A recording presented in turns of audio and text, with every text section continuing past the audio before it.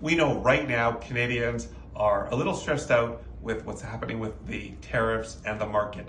But in March, the government cut the mortgage interest rates by 0.25%.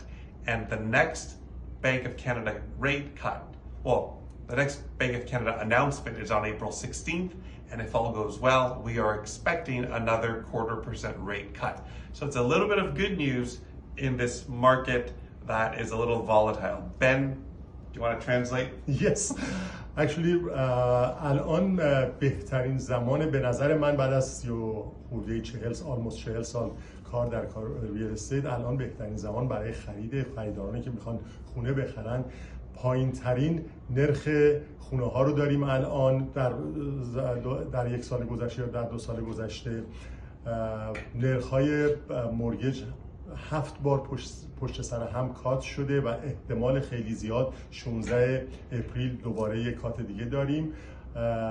بهترین زمان برای گرفتن مورگیج هست، چون مورگیج رو شما میتونید 5 ساله بگیرید، فیکس یا وریبل، و 5 سال خیالتون راحت باشه با نرخ پایین مورگیج.